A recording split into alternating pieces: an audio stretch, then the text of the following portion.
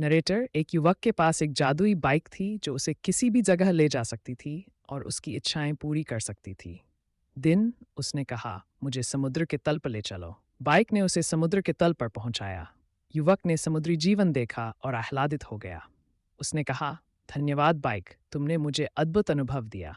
Bike ने कहा, मैं तुम्हारी इच्छाएं पूरी करने के लिए हमेशा तैयार हूँ।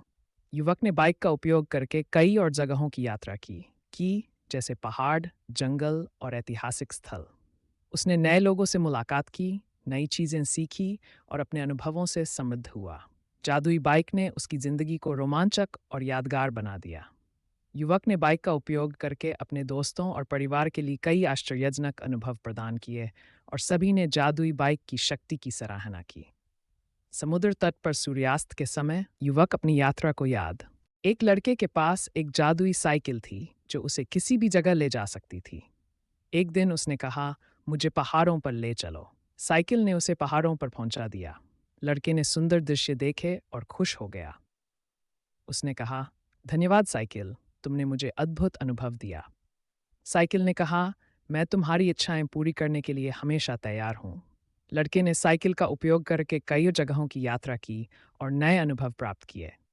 एक छोटे से गांव में एक जादुई घर था जो अपनी ज़रूरतों के अनुसार बदलता था। एक दिन एक गरीब परिवार ने उस घर में शरण ली। घर ने उनकी ज़रूरतों को समझा और उन्हें गर्मी में ठंडा और सर्दी में गर्म रखा। घर ने उनके लिए भोजन भी तैयार किया। परिवार ने कहा, धन्यवाद घर, तुमने हमारी ज़िंदगी आसान बना दी। घर ने कहा, मैं तुम्हारी खुशी के लिए हमेशा तैयार हूँ।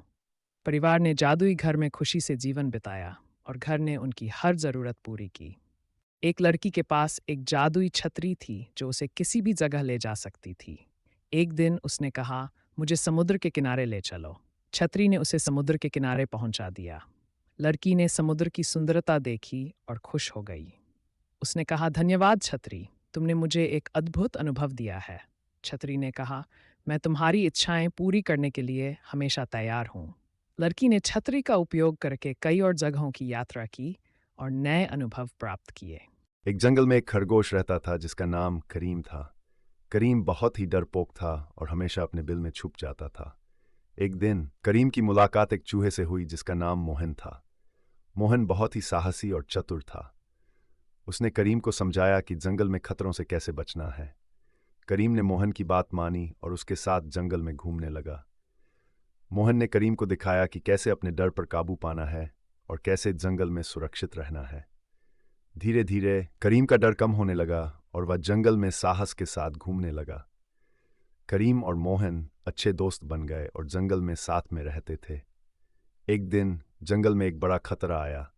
एक शिकारी जंगल में आया था और वह जानवरों को मारने के लिए तैयार था।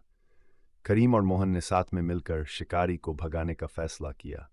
मोहन ने अपनी चतुराई का उपयोग करके शिकारी को भ्रमित किया और करीम ने अपनी गति का उपयोग। बंदर और बूढ़ी दादी की कहानी। एक छोटे से गांव में एक बूढ़ी दादी रहती थीं।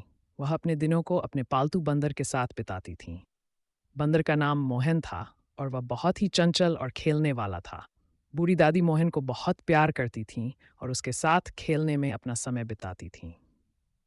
एक दिन बूढ़ी दादी ने सोचा कि वह मोहन के साथ शहर घूमने जाएंगी।